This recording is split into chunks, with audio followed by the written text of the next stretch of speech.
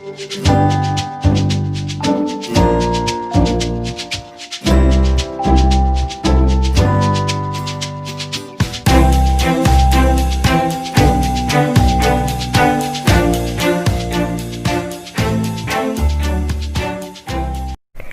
Friends, welcome to my YouTube channel. तो आज के आमी तुम्हादेरके बोलबो रे ऑप्टिक्सেर 8 नम्बर पार्टेर भिडियोर कथा। आमी एर आगेर दिनके तुम्हादेरके बोलेछिलाम मैगनिफिकेशन सम्पर्के। एकटा स्फेरिकल सारफेसे यदि मैगनिफिकेशन कन्सिडार करी ताहले आमी देखेछिलाम যে কি ম্যাগনিফিকেশন পাওয়া যায় আর সেগুলোর ডেরিভেশন কি করে হচ্ছে সেগুলো সব আমি তোমাদেরকে দেখিয়েছিলাম। তো আগের দিন আমি বলেছিলাম যে একটা স্ফেরিক্যাল সারফেসে ম্যাগনিফিকেশনের ক্ষেত্রে তিনটে ম্যাগনিফিকেশন নরমালি আমরা পাই। নাম্বার 1 হচ্ছে লিনিয়ার ম্যাগনিফিকেশন অথবা সেটাকে ল্যাটারাল ম্যাগনিফিকেশনও বলা হয়। নাম্বার 2 হচ্ছে লংগিটিউডিনাল ম্যাগনিফিকেশন আর নাম্বার 3 হচ্ছে অ্যাঙ্গুলার ম্যাগনিফিকেশন। তো দুটো ম্যাগনিফিকেশন কথা আমি তোমাদেরকে বলেছিলাম, একটা হচ্ছে লিনিয়ার আর একটা হচ্ছে লংগিটিউডিনাল, কিন্তু একটার কথা তোমাদেরকে বলা হয়নি, সেটা হচ্ছে অ্যাঙ্গুলার ম্যাগনিফিকেশন। ঠিক আছে, তো অ্যাঙ্গুলার ম্যাগনিফিকেশনটা কি সেটা আজকে বলবো। তো তার জন্য আগের দিন আমি যে ফিগারটা ড্র করেছিলাম দেখো, আজকে সেটা ড্র করেছি। আজকেও আমি ওই একই ফিগার ড্র করেছি। একটা সারফেস আছে, একটা স্ফেরিক্যাল সারফেস এও, এই সারফেসটা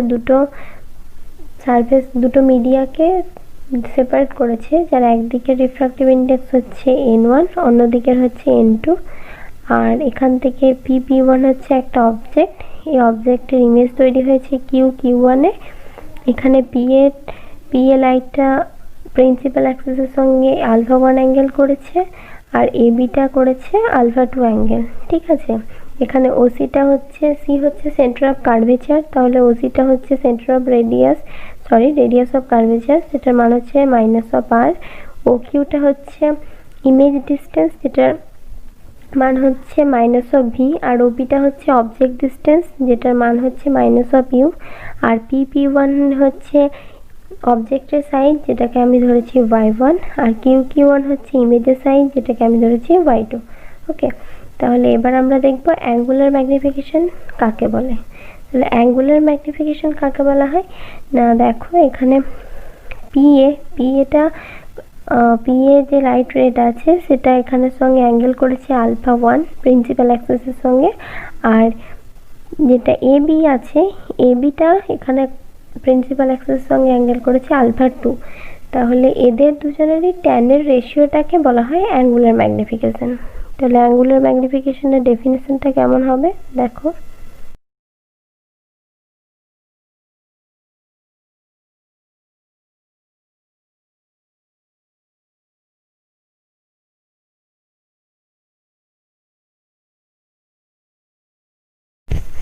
ঠিক আছে, তো দেখো অ্যাঙ্গুলার ম্যাগনিফিকেশনের ডেফিনেশনটা কীরকম না, if the incident ray PA, এখানে দেখেছি ছবিটাতে ইনসিডেন্ট রে হচ্ছে PA and the corresponding refracted ray AB, আর রিফ্র্যাক্টেড রে যেটা হচ্ছে AB makes angle α1 and α2 respectively. যদি α1 আর α2 অ্যাঙ্গেল করে উইথ দ্য অ্যাক্সিসের সাথে, then the ratio tan α2 divided by tan α1 is called the angular magnification।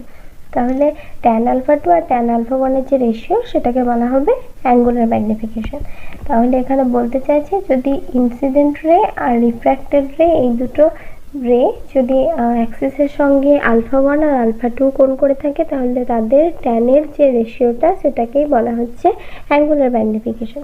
Angular ম্যাগনিফিকেশনকে আমরা জেনারেলি ক্যাপিটাল এম দিয়ে ডিনোট করি। তাহলে ক্যাপিটাল এম সমান আমি লিখতে পারি tan α2 ডিভাইড বাই tan α1। ওকে, এবার এই ছবিটা থেকে যদি আমি দেখি তাহলে তোমরা দেখতে পাবে tan α2 এর মানটা হবে AO বাই OQ আর tan α1 এর মানটা হবে AO বাই OP। এটা আমি প্যারাক্সিয়াল কন্ডিশন ধরেছি। ওকে, প্যারাক্সিয়াল কন্ডিশন কি হয় সেটা তো আমি তোমাদেরকে আগে অনেকবারই বলেছি।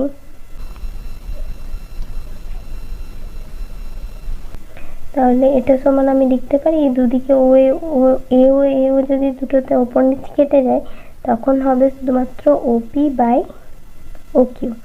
আর আমরা জানি ওপি সমান হচ্ছে অবজেক্ট ডিস্টেন্স ইউ আর ও কিউ সমান হচ্ছে ইমেজ ডিস্টেন্স ভি। তাহলে এটা আমি 1 নম্বর ইকুয়েশন দিয়ে দিতে পারলাম। তাহলে অ্যাঙ্গুলার ম্যাগনিফিকেশন এম সমান বেরোলো ইউ বাই ভি। আর আগের দিন আমরা দেখেছিলাম লিনিয়ার ম্যাগনিফিকেশন স্মল এম সমান বেরিয়েছে n1 by n2 into V by u. তাহলে এই দুটোকে যদি আমি কম্পেয়ার করি তখন আমি দুটোর মধ্যে একটা রিলেশন পাবো, সেটা হচ্ছে capital M equal to n1 by n2 into 1 by M. এটাকে 2 নম্বর ইকুয়েশন দিলাম, যেখানে এই স্মল এমটা হচ্ছে লিনিয়ার ম্যাগনিফিকেশন। ওকে, তাহলে দেখো এখান থেকে আমি ক্যাপিটাল এম এর সঙ্গে স্মল এম এর একটা রিলেশন পেয়ে গেলাম, অর্থাৎ অ্যাঙ্গুলার ম্যাগনিফিকেশনের সঙ্গে লিনিয়ার ম্যাগনিফিকেশনের রিলেশন পেয়ে গেলাম। আর এই রিলেশনটা থেকে আমি বুঝতে পারছি যে capital M is inversely proportional to small M. Linear magnification যত বাড়বে অ্যাঙ্গুলার ম্যাগনিফিকেশন তত কম হবে, আবার অ্যাঙ্গুলার ম্যাগনিফিকেশন যত বেশি হবে লিনিয়ার ম্যাগনিফিকেশনটা তত কম হবে।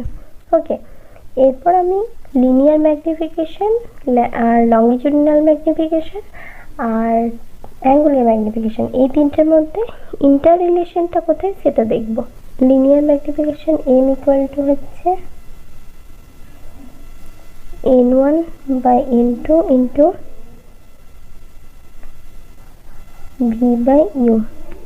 Angular magnification M equal to আমরা পেলাম n1 by n2 into 1 by M.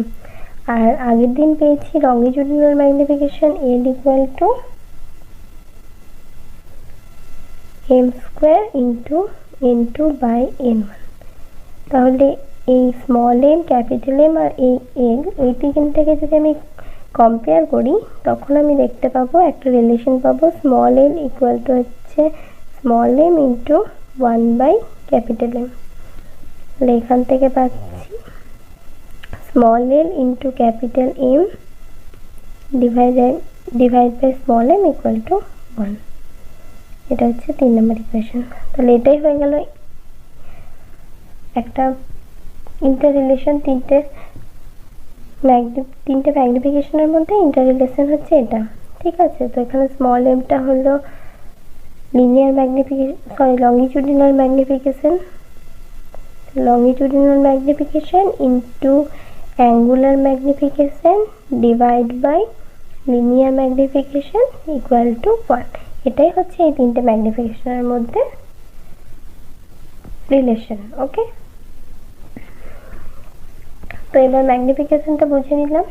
এরপর আমরা যেটা দেখব সেটা হচ্ছে ল্যাগ্রাঞ্জ ল, আর তার থেকে কিভাবে হেলমহোল্টজ রিলেশন আসছে সেটা দেখব।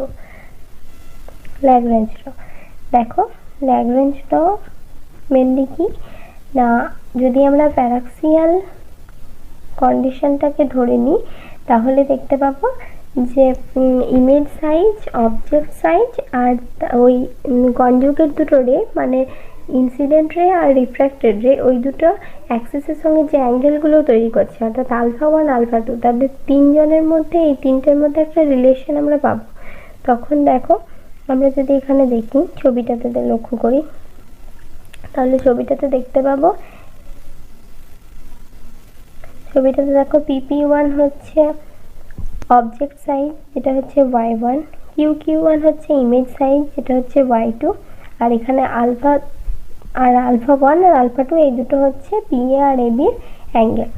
তাহলে এখান থেকে আমরা লিখতে পারি, তো ফিগারটা থেকে আমরা লিখতে পারি তাহলে y2 by y1 into tan alpha 2 by tan alpha 1। আবার আগের দিনের ভিডিওতে আমরা দেখেছি y2 বাই y1 সমান হয় লিনিয়ার ম্যাগনিফিকেশন, তাহলে ওটাকে আমি স্মল এম লিখতে পারি। কিন্তু আজকে দেখলাম tan alpha 2 by tan alpha 1 এর মানটা হচ্ছে অ্যাঙ্গুলার ম্যাগনিফিকেশন, তাহলে এটা ক্যাপিটাল এম লিখতে পারি। তারপরে এগুলোর মানগুলো যদি আমি বসিয়ে দিই তখন পাবো n1 by n2 into V by u into u by v. তাহলে এগুলো কেটে যাচ্ছে, এটা সমান হচ্ছে n1/n2। আর এটার সঙ্গে এটাকে যদি আমি ওপর নিচে গুণ করে দিই তাহলে সেক্ষেত্রে আমি পাচ্ছি n1/1 tan alpha 1 equal to n2/2 tan alpha 2।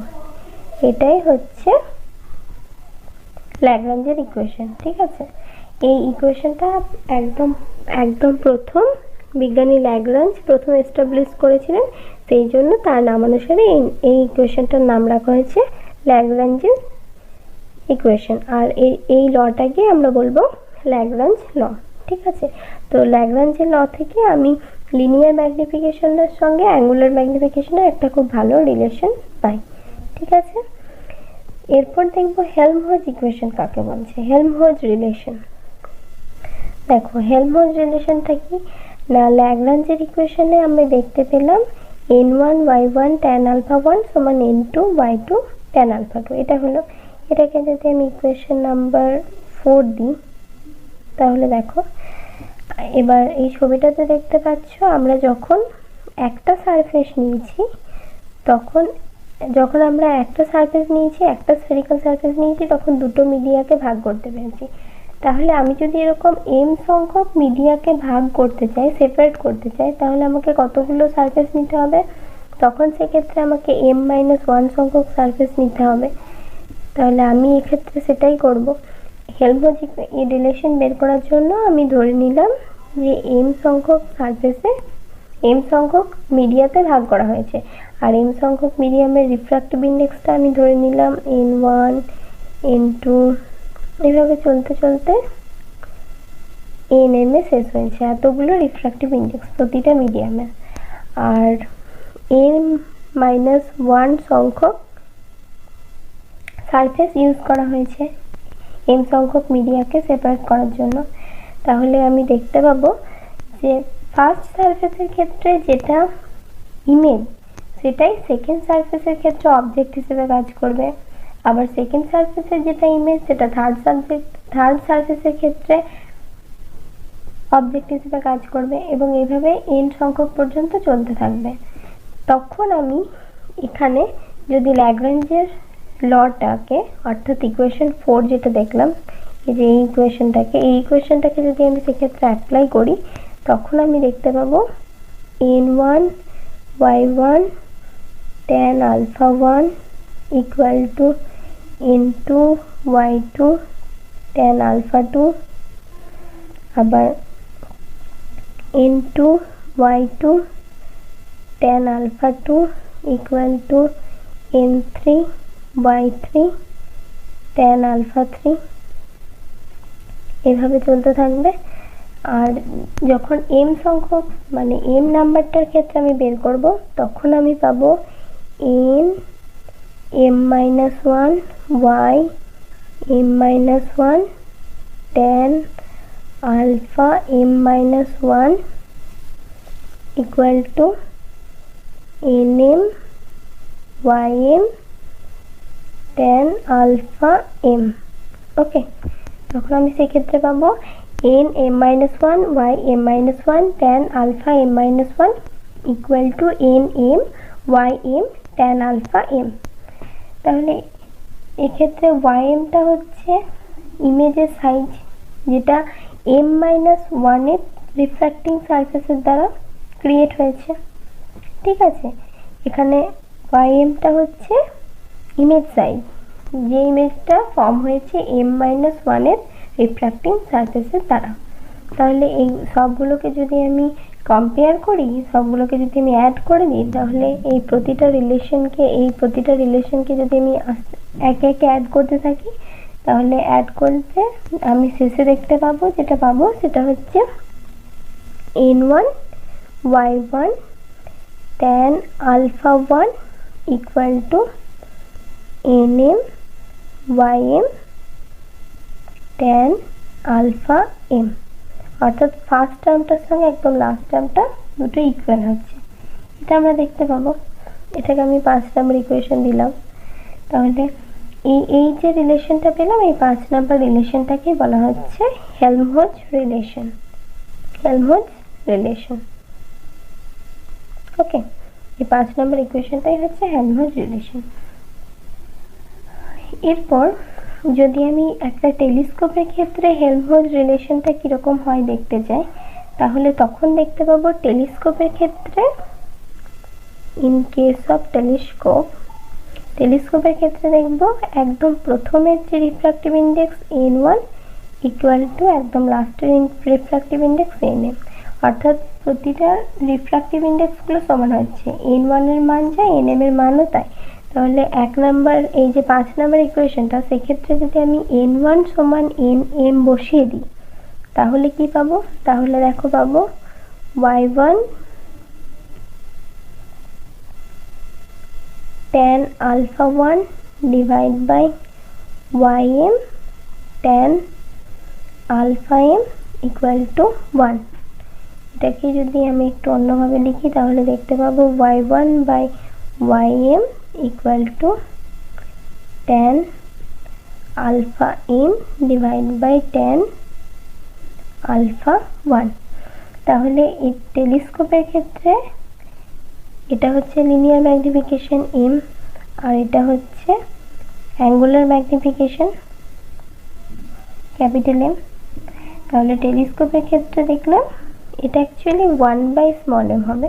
তাহলে টেলিস্কোপের ক্ষেত্রে অ্যাঙ্গুলার ম্যাগনিফিকেশন হচ্ছে reciprocal of the linear magnification, অর্থাৎ লিনিয়ার ম্যাগনিফিকেশনের রেসিপ্রোকালের সঙ্গে অ্যাঙ্গুলার ম্যাগনিফিকেশনটা সমান হচ্ছে, অর্থাৎ 1/m equal to capital M।